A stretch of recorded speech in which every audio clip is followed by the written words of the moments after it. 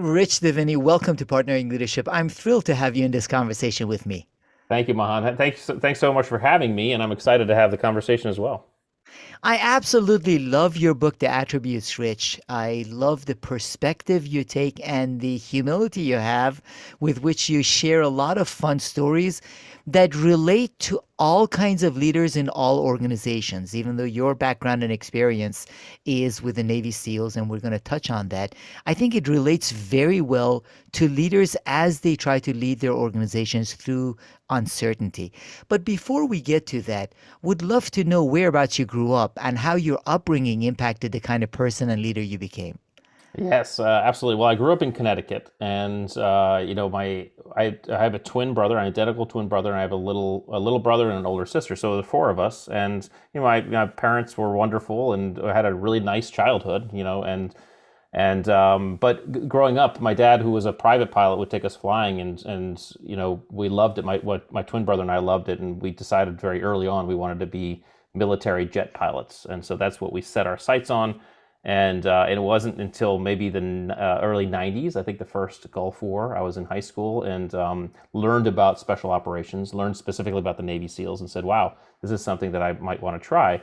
And ended up at Purdue University in the NRTC program, and decided ultimately that I didn't want to wonder if I could do it, so ended up in the SEAL teams and made it to training, made it through, which is great. The odds are the odds are low for that one.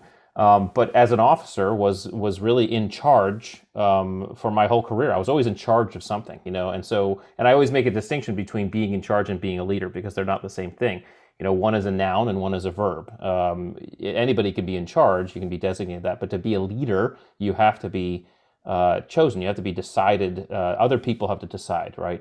It's like to call yourself a leader is like calling yourself good looking or funny. All right, you don't get to decide that. Other people decide whether or not you are someone they want to follow, and it's done so. They do that based on how you behave, and that's a very important facet and factor that I don't know if I think I learned it a little bit while I was in the military. I really was able to more articulate it after I got out of the military and I started working with some of the leadership institutes, and of course my buddy Simon Sinek, and we kind of were in these spaces, and I kind of learned a whole different optic of leadership. And I recognized that during my career, there were certain times where yes, people thought of me as a leader, and they thought of me that because they told me that, right? And they told me how much they loved, serving with me, and but there were other times where I was just the guy in charge, and it was because I wasn't necessarily behaving in a way that endeared the folks to think of me as a leader. But really, it translates to so much of life because we're all, in some ways, influencing other people. And whenever we're in a position of influence, we are, in effect, a kind of de facto leader, kind of a little bit at least. Certainly, if we're parents, that's my dad used to say, parenting is the ultimate leadership position because you're taking a life from day one and molding it and shaping it. And that's, I think, what my parents did. But yeah, that the journey has been continuous. And as all I think journeys are to mastery are. And so I keep on learning, I keep on understanding, and for me, it's fun to articulate things that I discover in the context of all of this. Yeah, one of the interesting things I found, Rich, is early on, even in high school, your mom gave you a book, Key to Yourself, which is more about mindset than anything else. And you seem to embrace that early on. I did, yeah. The book was wonderful and a little bit metaphysical in terms of law of attraction and things like that. And again, I'm not someone who sits and endeavors to purport the efficacy of metaphysics, right? But what I can tell you is that your mindset does matter. What you focus on does matter, and what you focus on, you move towards. And so when you decide to set a goal and you think optimistically about it, even if it's through incantations or positive affirmations, and you take action, right? You can't just wish the weeds away in your garden. You have to actually take action. But you add optimistic and positive thinking and positive speech and positive action to action. I've found great success, in achieving goals that would otherwise seem to many people, maybe even to myself at first, unachievable. And so that book really influenced my thought process on how I approach life and how I approach challenge and approach goals. And how did that mindset impact you as you were going through Bud's training? It's 90 plus percent of people that are highly selected even before they choose to go in end up dropping out. So in your group, I think 168 people started, 38 graduated. You end Mm-hmm. up getting 3, 4 hours of sleep in 5 days. So how did the mindset part play a role in keeping you uh, going through that training? Wow, what a great question. I think, there's so optimism will only get you so far.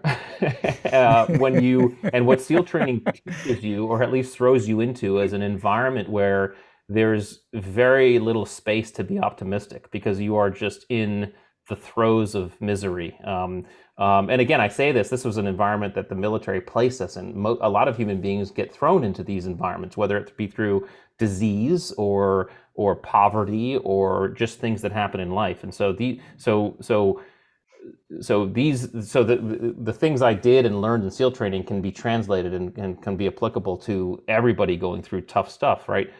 It's a matter of understanding, I believe, first of all, what qualities you bring to the table, which was the seed, were the seeds of the whole attributes discussion, but also understanding how you can effectively think and maneuver through uncertainty, challenge, and stress. And I think the guys who made it through, we were all able to focus on only that which we could control in the moment and not worry about anything else. And so whether you're running around with a heavy boat on your head or you're freezing in the surf zone or doing whatever insane thing they ask you to do in SEAL training, you don't focus on what's coming next. You don't focus on how long you have to go. You don't focus on how miserable it's going to be or how miserable it's been. You focus on the moment and focus on what you need to get done, and you get that done.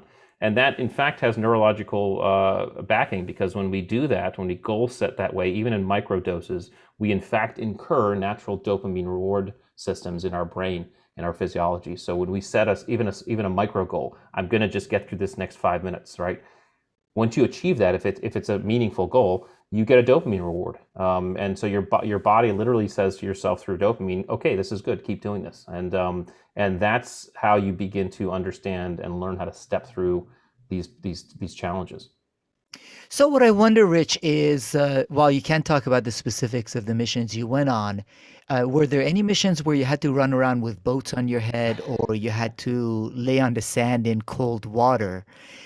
And if not, what did those things do to help you on the missions that you had to go on later on? Yes, yes. Well, I can't talk about the missions. I can tell you definitively that none of them did I have to carry a boat on my head or freeze in the surf. Well, getting cold was certainly part of some of it, but certainly not running around with 300-pound telephone poles. Um, Yes, and this is where the attributes idea began to kind of manifest itself in my head when I was in charge of a specialized selection and training program, and I recognized that in fact what they were doing to us at SEAL training wasn't in fact training us, okay, to be Navy SEALs.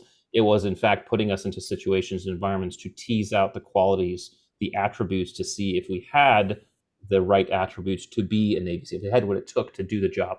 Not if we could do the job, or not if we knew how to do the job, if we could do the job, right?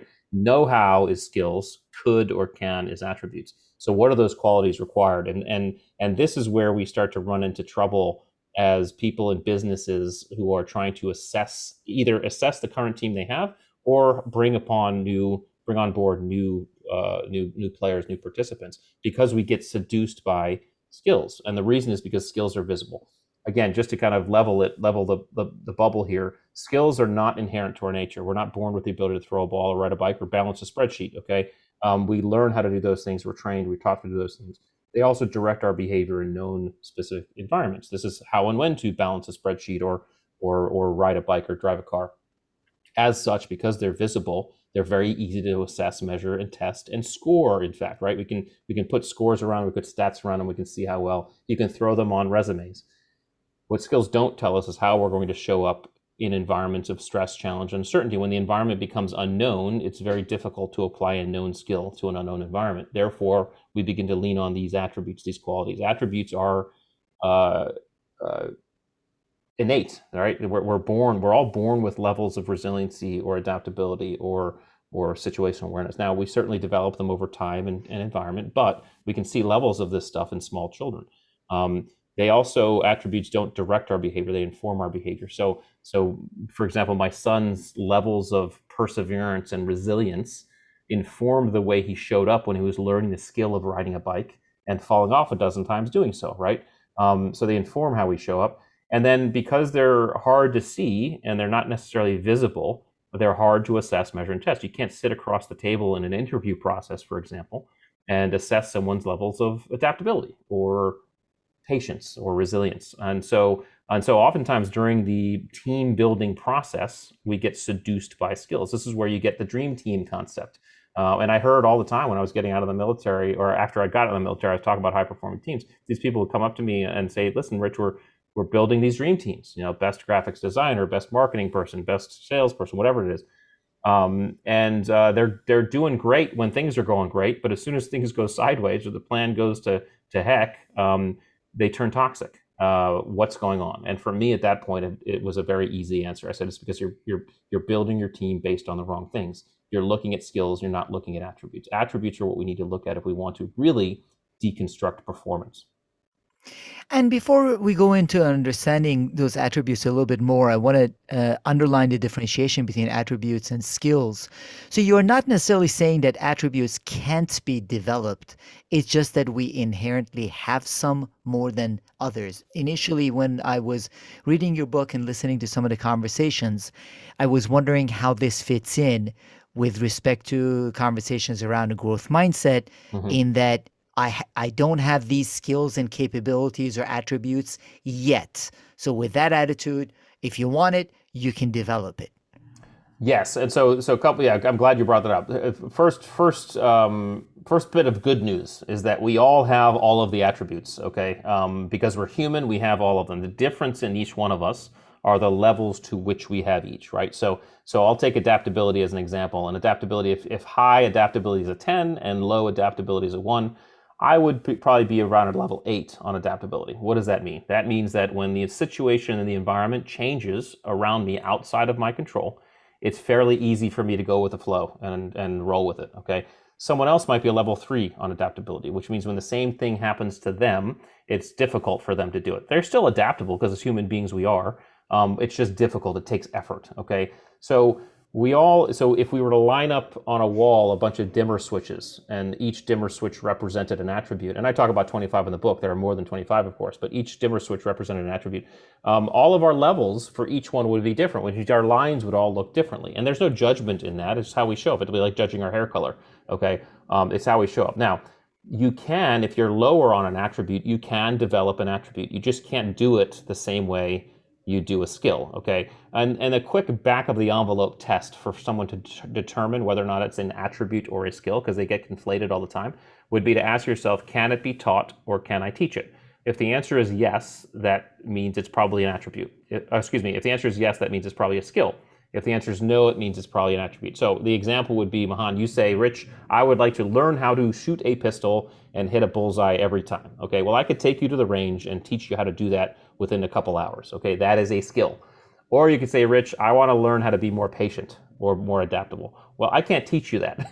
That's something that you have to do. So to develop an attribute takes three things. It takes self-motivation, it takes self-direction, and it takes the willingness for that person, that individual, to deliberately place themselves into environments of discomfort because it's an attribute they're low on, to test and tease and develop that attribute. So if someone wants to develop their patience, they must then go find environments and place themselves in environments that develop and test and tease their patience, whatever that might look like. It might look like, well, I'm going to go drive in traffic, or I'm going to go stand at the longest line at the grocery store.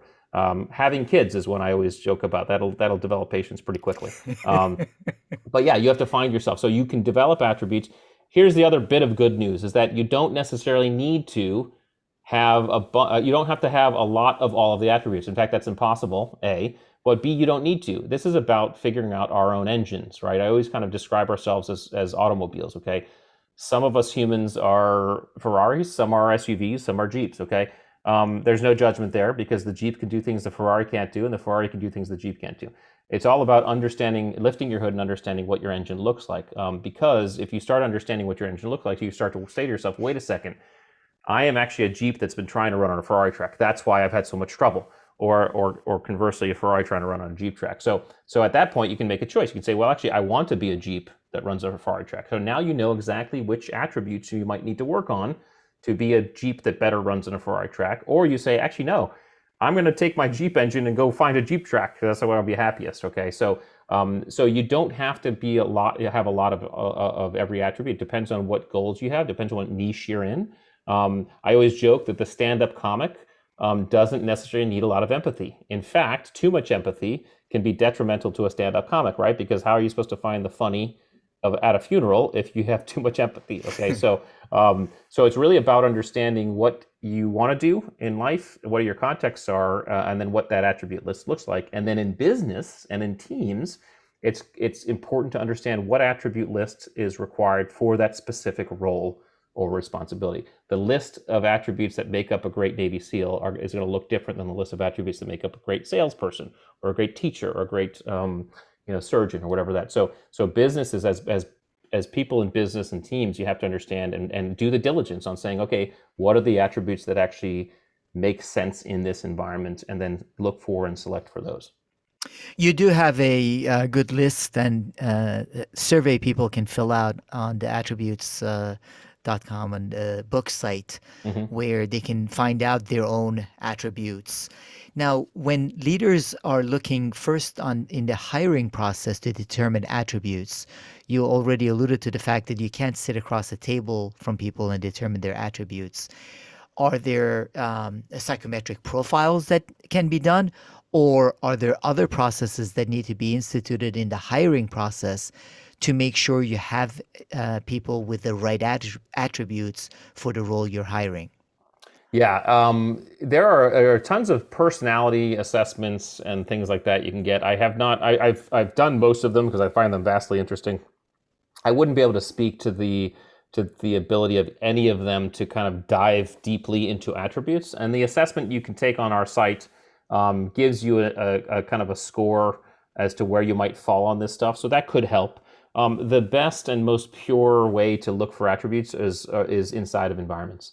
They're experientially, right? Because it's the environment, it's the environments of challenge, uncertainty, and stress that will tease these things out. And so this is a little bit tougher. It makes the interview process a little bit more complex, because you have to then ask yourself, how can I throw some uncertainty, challenge, and stress into this process, into this hiring process, so I can actually see these attributes. So again, number one, understand the attributes you're looking for, because you have to design the environment to see those attributes.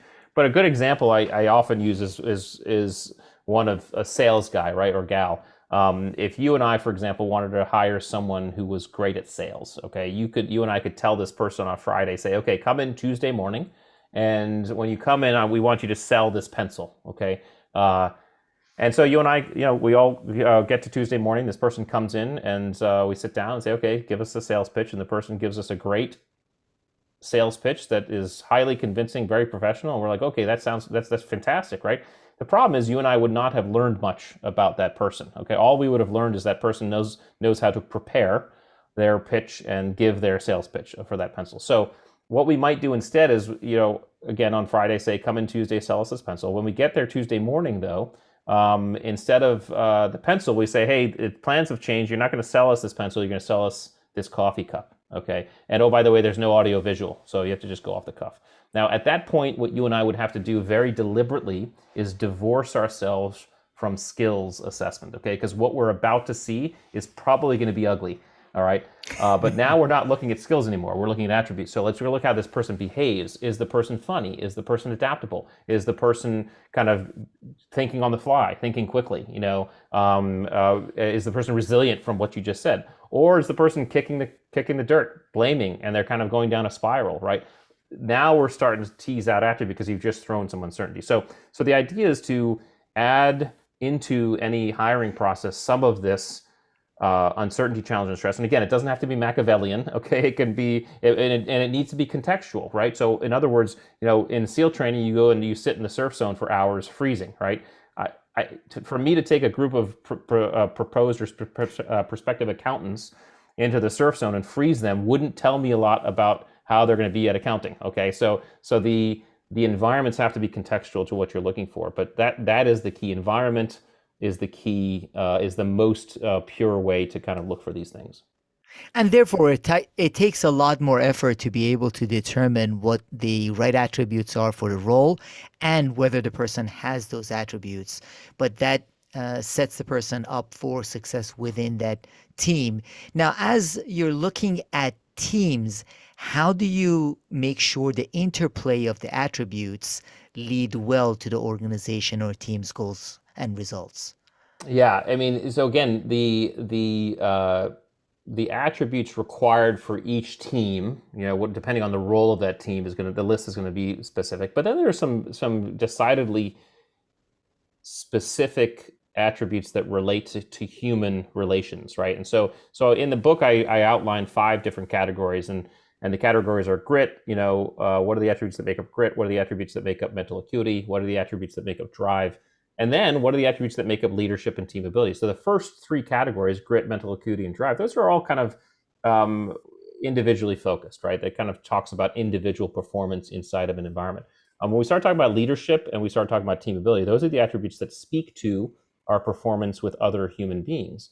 And so, just like I said, you can't call yourself a leader. It's done on behaviors. These behaviors, these leadership attributes, are those, in fact, those things that cause behaviors that then cause other people to say, that's someone who I want to follow. And those leadership attributes are empathy, selflessness, decisiveness, accountability, and authenticity. Those are behaviors, those are attributes that speak to people's ability to kind of look at someone like a leader.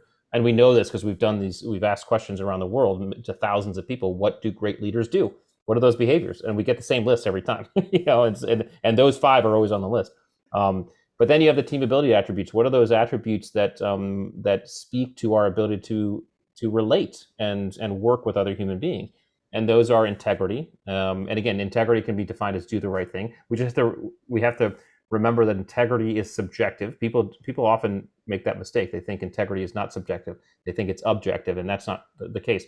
Do the right thing means something different for a SEAL platoon than it might mean for an ISIS troop, a group of ISIS folks, or a Cub Scout troop. Okay, so do the right thing is defined by the team, hopefully defined by the leadership, and then expressed and behaved that way. But it has to be understood. So do the right thing in the context of the team. Conscientiousness, which is a combination of being diligent, reliable, and working hard. Okay.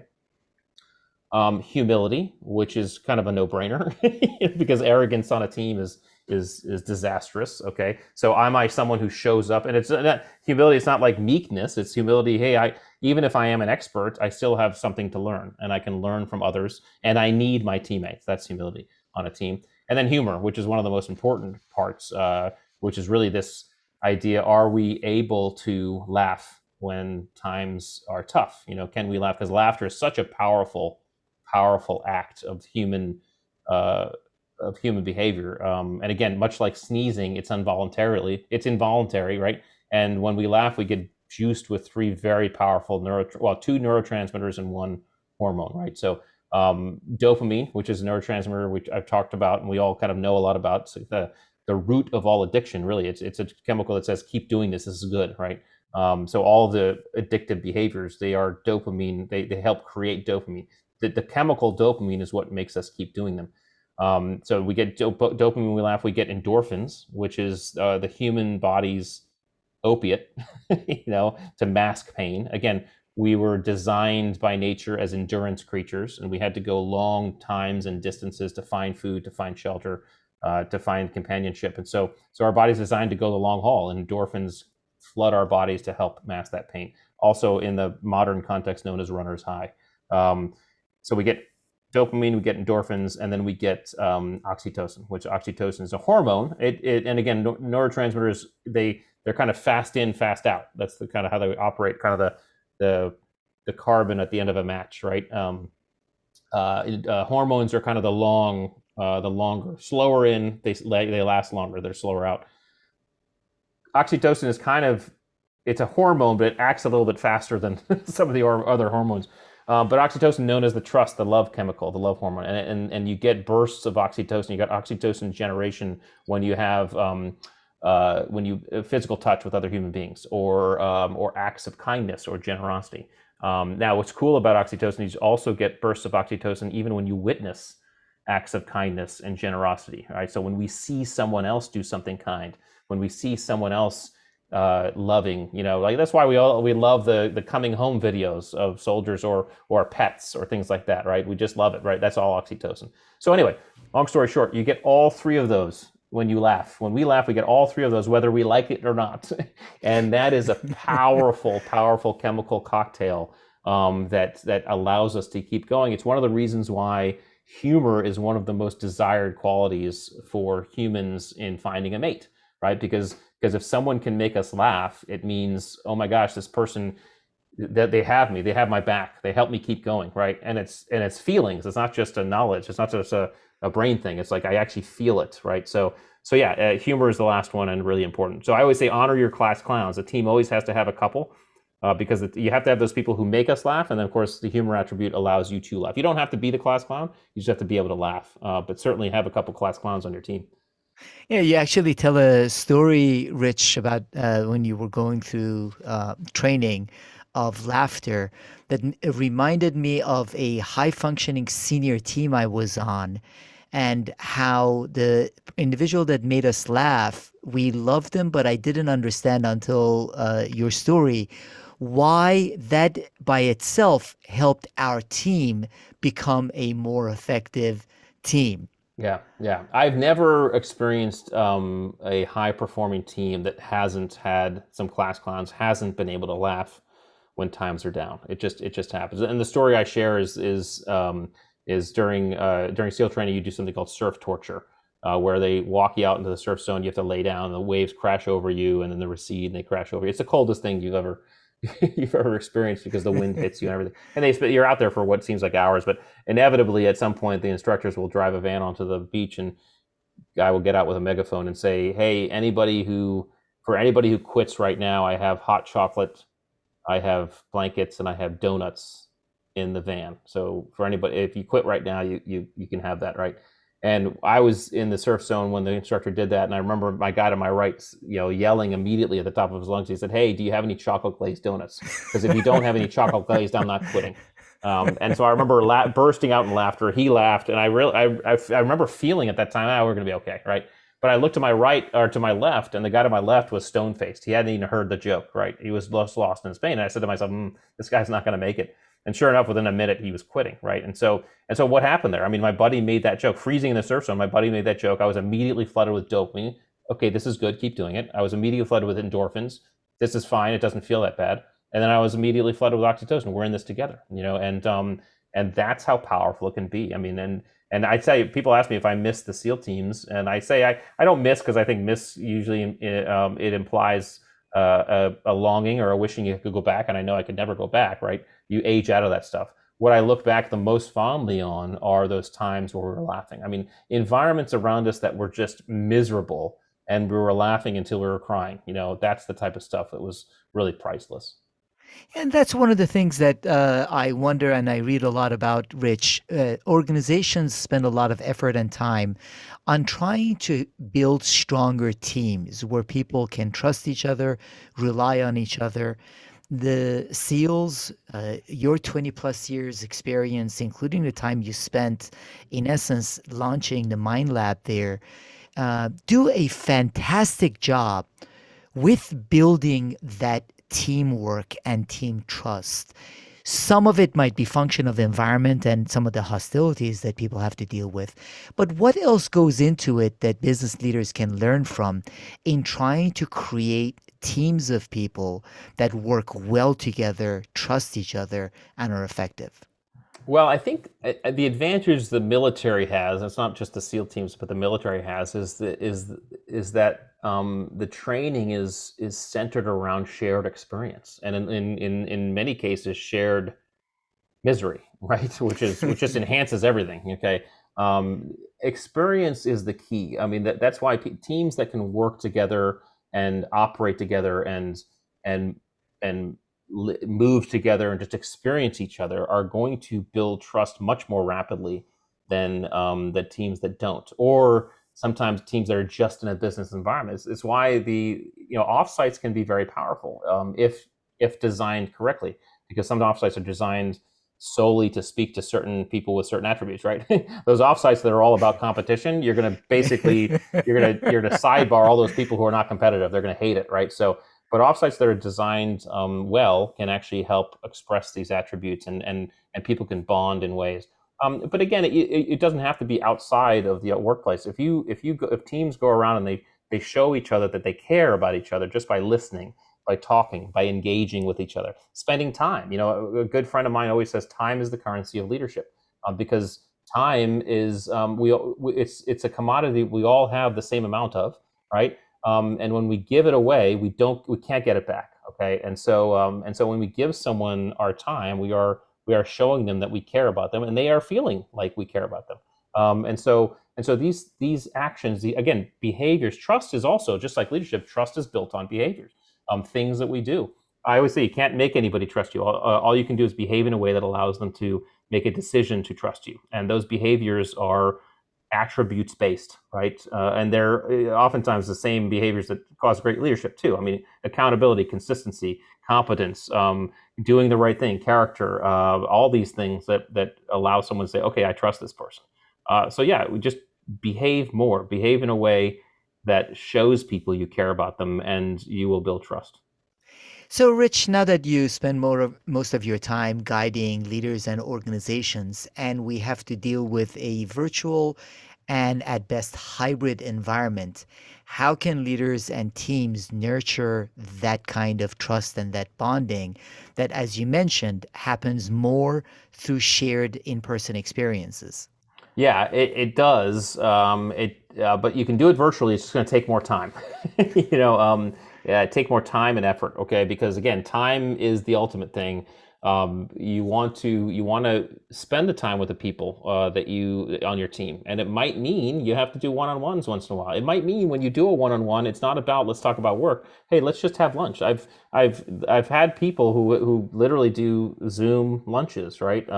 Where they just have lunch and they just talk and they chat, and they visit and they talk about things that are not necessarily work related. Listen, whenever a leader, and I think most people in the audience can probably think of a time where this has happened. Hopefully they can, where one of their leaders at some point said, "Hey, tell me about your family," or tell me about a hobby, right? And when they asked that, they actually really listened to the answer, and they weren't just asking because it was just like something. They sat and they stood there and they or sat there and they listened. Every single one of us felt cared for, right? You just automatically do. And so if you have if you are able to really take a vested interest in another human being or the human beings on your team, you need to take time to do that. You can do that virtually. You can have those conversations. You can spend that time, so that when you actually do meet in person, that meeting will be far more rich because you will have created a bond before. I mean, people used to do this all the time. Lovers and people who loved each other used to just send letters, right? I mean, and I say this with experience because I met my wife when I was still stationed in Hawaii. She was in Hawaii. I met my wife, and it was 5 days before I actually left the island to move to Virginia, which is pretty much Wow. as far as you can get in the United States from each other, right? And so the first 2.5 months of our relationship were all letters we were sending each other, and we were on the phone sometimes too, but we sent each other letters, and we developed a love for each other just through that first. So when we actually got to see each other 2 months later, we the love was already there, and so it can be done. It just takes more effort. Yeah, it does take conscious effort, and a lot of what you talk about resonates very well with me. Another one of the concepts that I think would make a beautiful book too. You talk about dynamic subordination, Rich. What is dynamic subordination? Dynamic subordination is quite literally the metabolization of a trusted team, because what happens is a dynamic subordinating in a dynamic subordination environment, unlike a typical pyramid hierarchical environment or whatever we usually get in businesses, what happens is team member understands that challenge or problems can come from any angle at any moment. And when one does, the person who is closest to the problem and the most capable immediately steps up and takes lead, and everybody follows. It's a dynamic swap between leader and follower. I also call it alpha swapping. Okay. But this is an environment where trust allows every member to say, okay, that person's got it. I have that person's back. Okay. And then the environment might change and someone else is now the leader at the moment, right? And I say this, I was an officer in the Navy and an officer in charge of SEAL platoons and SEAL troops, and so I was always the guy in charge, right? But that didn't mean I was always the guy, everybody was always supporting me, right? More often I was supporting maybe the snipers in the moment, or I was supporting the lead jumper, or I was supporting the assaulter, right? We were following that person, okay? And we were in support of that person. And it just swapped depending on environment. That's in fact a dynamic subordination environment. A way we could kind of conceptualize this a little bit more viscerally than maybe a SEAL example would be just a commercial airliner, right? So no one would argue everybody would agree that the captain of the commercial airliner is in charge, right? So that person is in charge. There's no debate. Um, However, if that airplane is taxiing out to take off, and suddenly that captain gets a call from the maintenance guy, and the maintenance guy says, "Hey, I found something wrong with the airplane. I need you to turn around." Well, no captain worth their wings is going to ignore that, right? They're immediately going to subordinate to that maintenance guy and turn the plane around and go back to the gate and figure it out, right? Maybe during that time frame they realize, well, we have to deplane the plane, okay, because we have to get this thing fixed. Well, captain doesn't take charge of that either, right? The captain immediately subordinates to the flight attendant, who steps up, takes the lead, and gets the people off the plane, right? So this is dynamic subordination in action. It's the purest manifestation of a trusted team and a high performance team. And I think in an uncertain environment and a greater uncertainty that we live in, Rich, organizations need to embrace more of that dynamic subordination that you talk about. You also mentioned things that reminded me of a conversation I had with Bob Johansson. He's with the Institute for the Future, trains all three-star U.S. generals. And he says, be clear on direction, be clear where you're going, very flexible to get there. So Mm-hmm. clarity, but not certainty. And you also mention examples of the importance of that kind of thinking, living in an uncertain environment. Part of what you say with respect to SEALs is the SEALs are masters of uncertainty. Mm-hmm. And now I believe businesses and business leaders need to be masters of uncertainty too. I tell you, if 2020 taught us nothing, which it taught us a lot, but if it taught us anything, I guess we could say it taught us that the world is uncertain. We do not know, and even if we predict, that's fine. But we have to be able to flex and adapt. And the only way to be able to do that rapidly is to create an environment of trust in your team, so that you can dynamically subordinate and you can adapt and flex. And this is, again, I mean, we learn, the lessons of life teach us this all the time. We just never apply it to the big picture. And kind of congruent to what you had just said, I kind of usually say, be, in the context of any goal, be resolute in the outcome, but be flexible in the approach.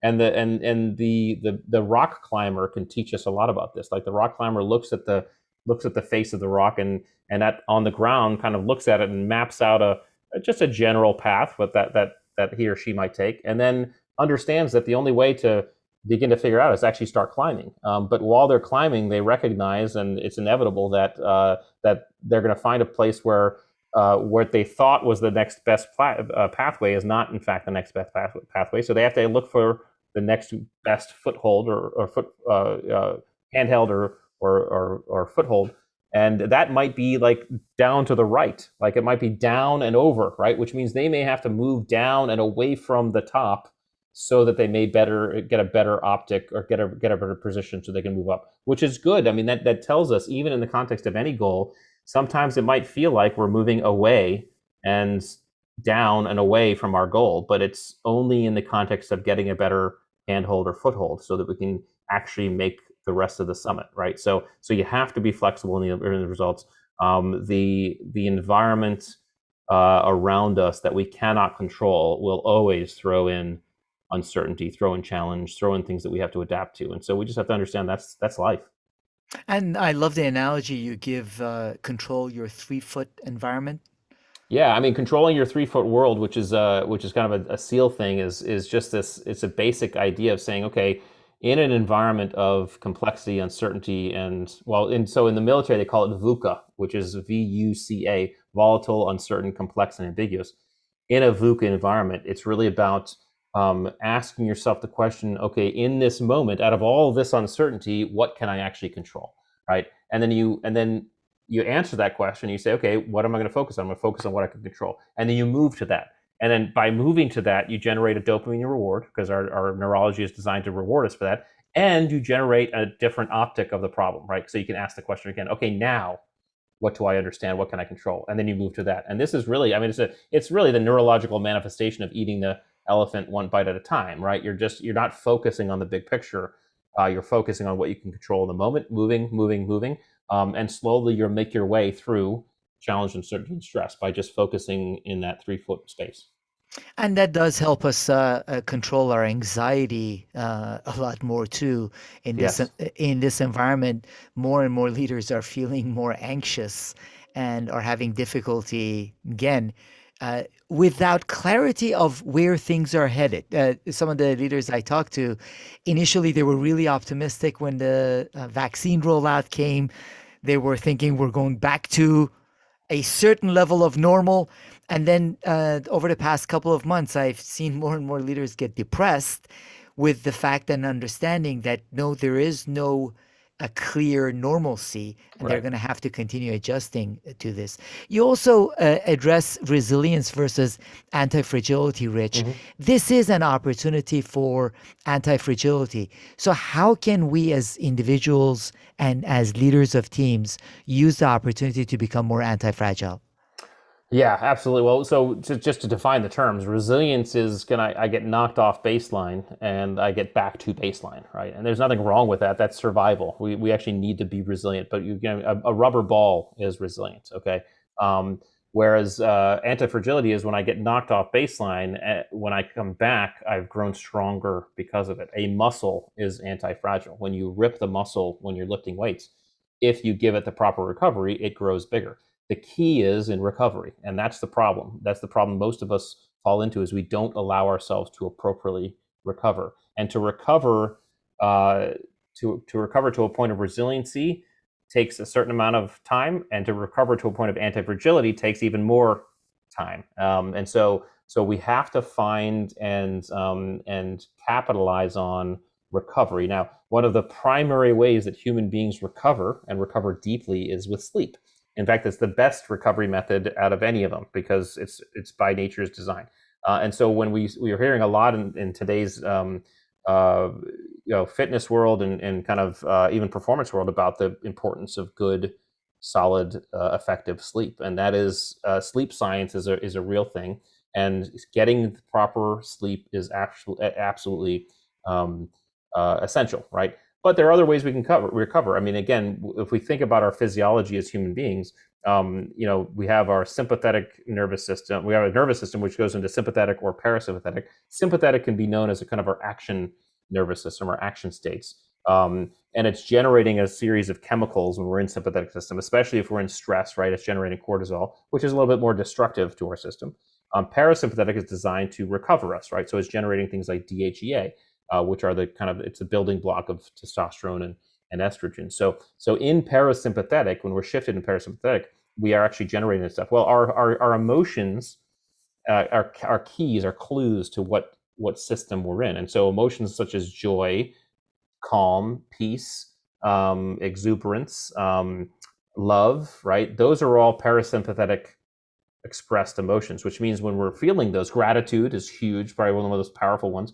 When we're experiencing those and feeling those, we're actually generating DHEA. We are in recovery, which means it gives us a good clue as to what we can do to recover. So, in other words, situations that generate those feelings put us into recovery. Okay, so whatever that is for you, it doesn't have to be sleep. That might be, I mean, it might be going to church. It might be meditating. It might be going for me, it's going for a run in the woods, and I just on my own without any headphones and no clock, right? I'm just in nature, right? Whatever that might be, you can find hanging with family, right, and friends. find those activities that produce those emotions, you will be in recovery. Okay. And then definitely get good sleep. It is all important, and I was thinking about you actually on my Sunday morning runs, which serve the same purpose for me, Rich, because it does for me let my mind relax and uh, energizes me for the at least the first couple of days of the week before I need to go for another run. But you've got a lot of both great insights in the attributes with respect to understanding attributes versus skills, but also a lot of what business leaders can implement, not only with respect to hiring team members, but with respect to how to get their team members to work more effectively with Mhm. each other and to build on their strengths. As you mentioned with the example of the cars, it's not that one is better than the other, it's which one is suited for what purpose. Right. Now, in addition to your own book, Rich, are there any leadership resources, good books you have read recently that you find yourself recommending for others to read? Oh gosh, I mean, the there are several books. I mean, of course, I'm friends with Simon. I think Simon Sinek's books are great. I think he has some great leadership stuff. A company I did a lot of work with and still continue they're all wonderful friends, almost family at this point. Bob Chapman's company, Everybody Matters, is a great book about truly human leadership that people can access and kind of look into. I would say though that I think I also try to read things that are a little bit off the leadership topic, because I think we can sometimes we find ourselves going down lanes, and it almost vectors us into one node of thinking. And so books like Antifragile by Nassim Taleb, I love all of his stuff. Really have, Black Swan, Antifragile. These have nothing to do with leadership, but you learn about concepts that end up relating to leadership and performance. I love Harari stuff because I think that's just to think about and understand the human species to that extent, the way he does. My other friend Dan Coyle has some great books: Talent Code, Culture Code. Stephen Kotler, another friend, has some great books about flow and flow states. And so my recommendation is to really grab anything you can, because creativity comes from really, and this is also neurologically proven, creativity happens when two neural connections that are otherwise not associated actually associate, right? Well, how does that manifests physically by one idea that has nothing to do with another idea suddenly finding connections between the two. All right, and the way we can encourage that is to learn about a bunch of different stuff, right? So you can take a course on basket weaving, right, and suddenly say, oh, wait a second, this concept of basket weaving has something to do with, like, I can see how it relates to the seal operation. I mean, which is like, what the hell, right? How does that work? Well, it works. That's creativity in action, right? So learning, keeping open minded, and learning and being diverse in your thoughts, being empathetic. I'm talking a lot more about just empathy nowadays, just because we need more of it in our planet, in our country. Deliberately finding and practicing empathy. How can I really, and again, like I always say, you don't have to agree with someone to be empathetic with someone, right? So how can I place myself in that person's shoes for a moment to kind of feel that perspective? Those are ways that we fire up our creative neural networks really, really well.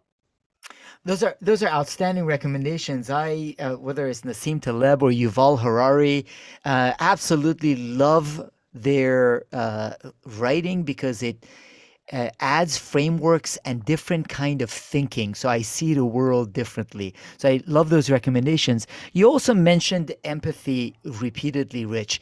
And one of the things in reading your book and listening to a lot of your interviews, I love is that you have a lot of empathy and you showed a lot of empathy while serving too. So I was wondering, since you mentioned empathy, how were you able to maintain empathy or appropriate level of empathy, because there has to be a balance. Hmm. With too much empathy, you wouldn't have been able to carry out your missions. Yeah. With too little empathy, you would have become a robot. Right. Right. So, how were you able to balance empathy then, and how do you uh, uh, have us think about empathy and having the right level and amount of empathy now? Yes.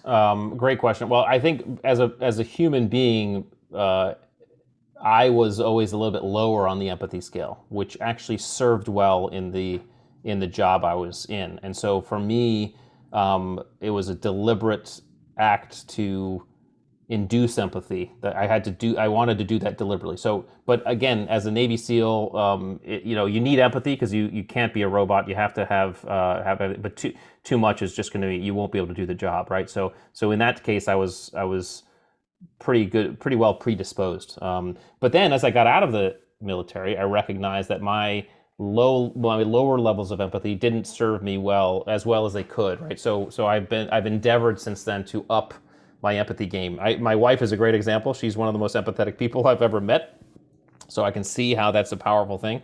But upping my empathy game because in the context of what I'm doing now, it matters. And so I think it's really, and as a leader, this is really important as a leader, because as a leader you have to balance it too. If you're too empathetic as a leader, then you're going to find yourself defaulting to feeling what, because it usually often has to do with either an individual or small group. And so by really feeling what one small group is feeling, you're gonna maybe isolate yourself or isolate a different group. So you can't be too empathetic, but you also don't want to be not empathetic, right? So as a leader, I think I always think about empathy as if it's on a dimmer switch, all right, and you have to dial it up and dial it down depending on the situation you're in. And I think that's what the great leaders are able to do. They're able to appropriately dial their empathy into the situation where it's most appropriate in the moment. Because if you need a lot, you dial it in and you have a lot. If you need to back it up and say, hey, I have to make a decision based on the greater good, I can't really worry about what too many people feel. There it is, right? So I think I try to approach empathy as a dimmer switch, and I think that's probably the best recipe for success for leaders. It is a great recipe, and your wife has helped you turn that dimmer switch up a lot. So kudos to her. Yeah. That's wonderful. But again, there are lots of stories about even while you were serving and the great empathy that you had. And that's really important to keep in mind. So, Rich, how best can the audience find out about you, connect with you, in addition to the links that we put in the show notes? Well, I mean, the easiest way is the website, theattributes.com, because there you can find me, you can find the book, you can find the assessment tool, which is free. People can take that, and if you want to get in contact with us, for talks or consulting or something, you can go right there to do it. Obviously, the book can be found on any of the places books are sold, Amazon or otherwise. And yeah, that's probably, and then of course in that, also on that website, that you'll find my Instagram handle as well as the LinkedIn. So Rich on Instagram and on LinkedIn as well. So those are all different ways. It's an outstanding book that attributes 25 hidden drivers of optimal performance. And I really appreciate you taking the time, sharing some of the thoughts with respect to the attributes, which I believe can help leaders and organizations both recruit better and also help their teams become more effective. And really appreciate, in addition to your service, the service you're continuing to give now to leaders of organizations to become both more empathetic and also be able to lead their organizations more effectively. Thank you so much for joining me in this conversation, Rich Diviney. Thank you, Mahan. I appreciate being here. Thanks so much for having me. It's been an honor.